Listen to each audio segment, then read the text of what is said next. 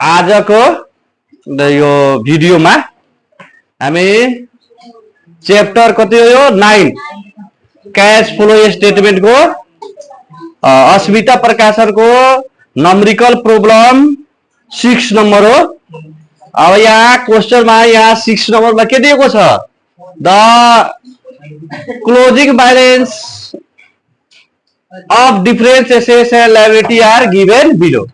एउटा कंपनी को एसेट र लाइबिलिटी दिएको छ हैन। यहाँ पार्टिकुलर दिएको छ अनि त्यसपछि प्रिभियस इयर र करेन्ट इयर दिएको छ।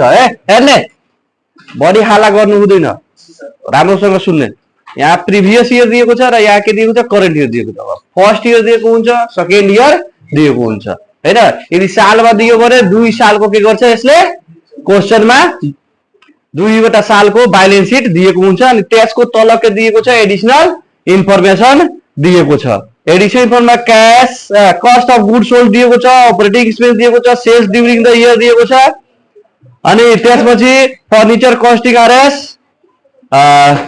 90,000 has been sold during the year 1 lakh अनि त्यसपछि equity equipment purchase during the year 1,04,000 अनि टैक्स पेड दिएको छ कति 15,000 अनि त्यसपछि के भनेको छ cash flow statement direct method भनेको छ।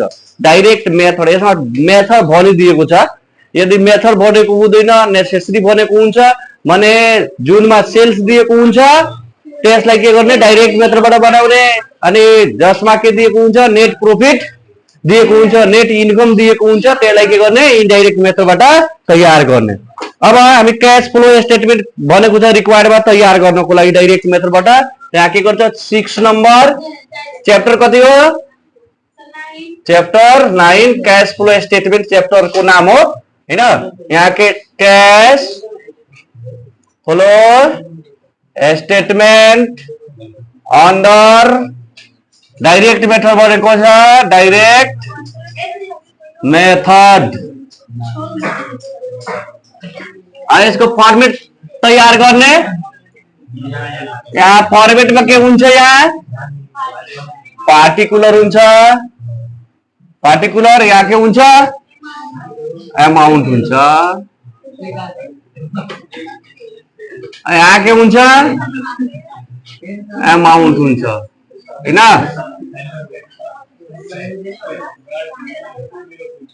ल हेर्नुस् फर्मेट तयार भयो।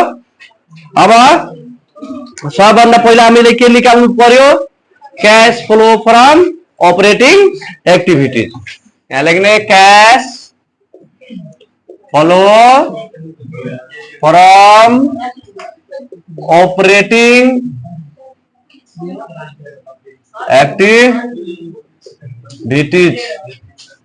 अब यसको ये नंबर में क्या निकाल्ने cash collection from customer. Customer कति हजार दिएको छ कस्टमर में आके लेख्ने डेप्टर लेख्ने। अब यहाँ सेल्स कति दिएको छ सेल्स कति दिएको छ सेल्स होइन त्यो त कस्ट अफ गुड सोल्ड हो। सेल्स ड्युरिङ द इयर दिएको छ कति 12 लाख दिएको छ अनि 60% के बनेको छ क्रेडिट बनेको छ। त्यो क्रेडिटसँग मतलब छैन। हामी यहाँ नेट सेल्स लेख्ने cash sales plus credit sales लेख्ने हो हैन। त त्यो 60% सँग यहाँ कुनै भ्यालु छैन। यहाँ कति लाख राख्ने 12 लाख राख्ने। अब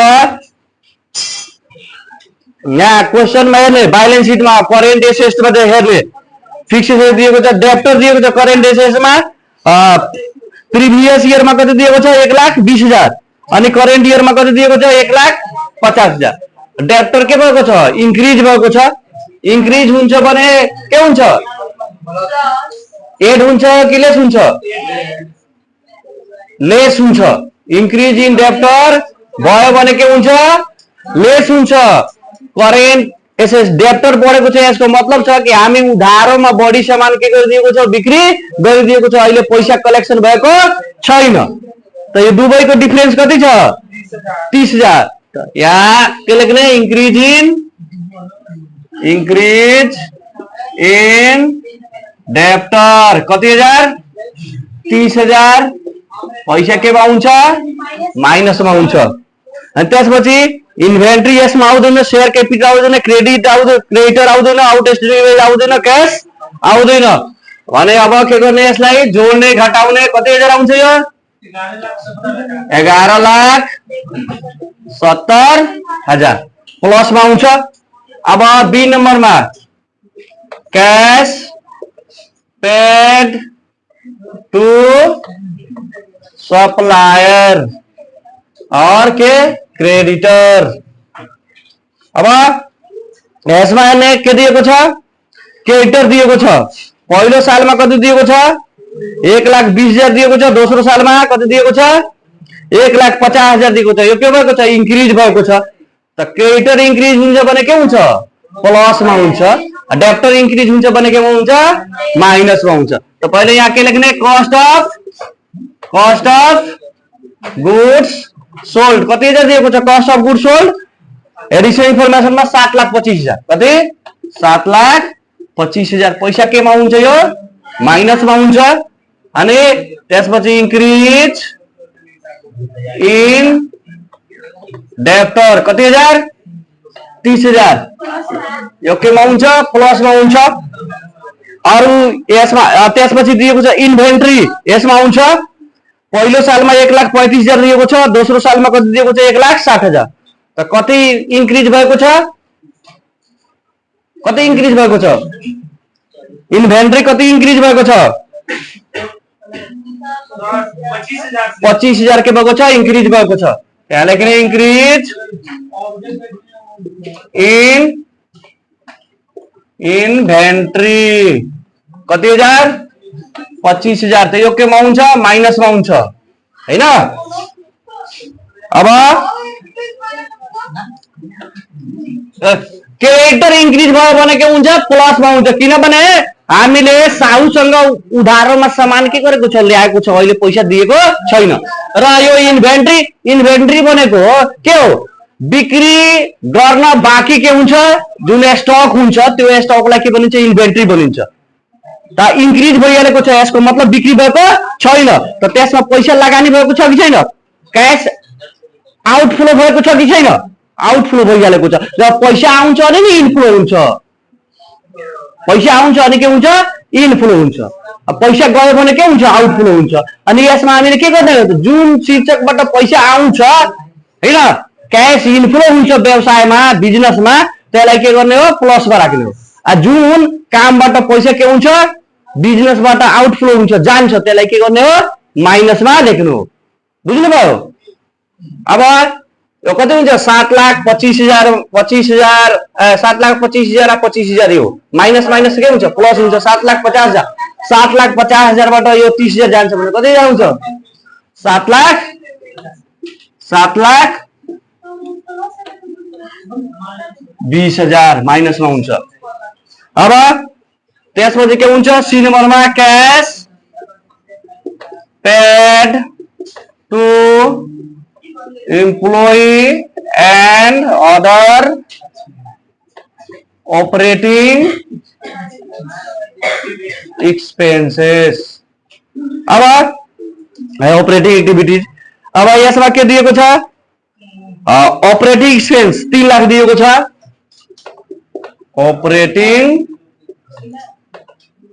एक्सपेन्स कति 3 लाख केमा हुन्छ माइनसमा हुन्छ। अनि यहाँ बैलेंस शीटमा के दिएको छ आउटस्ट्यान्डिङ वेज दिएको छ। पहिलो सालमा कति छ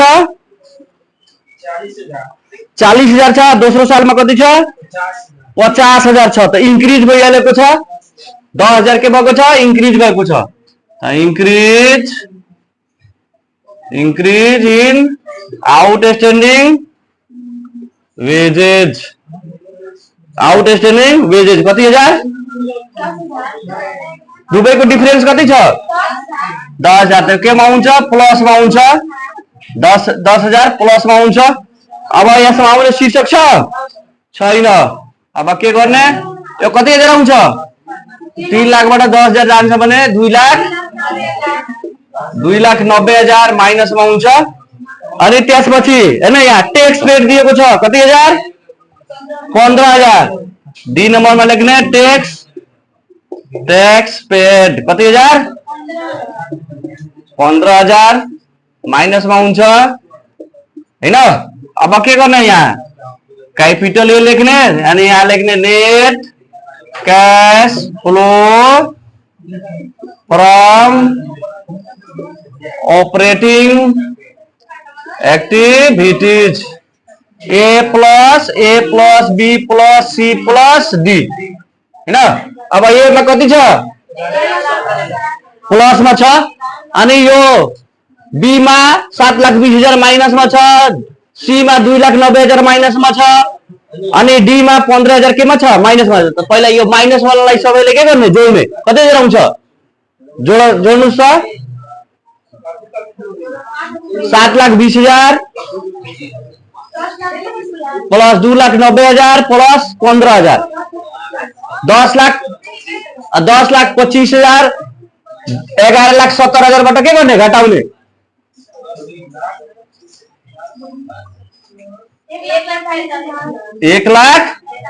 1,45,000 के मा आउँछ यो प्लस मा आउँछ 1,45,000 प्लस मा अब यहाँ के गर्ने cash flow from investing activities अब यहाँ हेर्ने इन्वेस्टिंग एक्टिविटीज के संबंधित हुन्छ फिक्स एसेट सँग इन्भेस्टमेन्ट सँग सम्बन्धित हुन्छ अत यहाँ दिएको छ additional information furniture costing RS 90,000 has been sold during the year कति 1 लाख अनि त्यस 5 नम्बरमा के दिएको equipment purchase during the year 1,04,000 जुन शीर्षकको एडिशनल इन्फर्मेसन यहाँ दिएको हुन्छ त्यो शीर्षकसँग सम्बन्धित हैन बैलेन्स शीटबाट यहाँ राख्नु हुँदैन त्यो एडिशनल इन्फर्मेसनमा जुन दिएको हुन्छ त्यसैलाई के गर्नुपर्छ राख्नु पर्छ यहाँ लेख्ने sales of furniture 1 lakh plus मा हुन्छ बिक्री गर्छ भने पैसा के हुन्छ आउँछ अनि त्यसपछि के दिएको छ equipment purchase during the year 1,04,000 तब यहाँ लेख्ने परचेज इक्विपमेन्ट कति हजार 1,04,000 यो केमा हुन्छ माइनस मा हुन्छ अरु शीर्षकहरु दिएको छैन यहाँ लेख्ने बी नम्बर क्यापिटल बी दिने अनि लेख्ने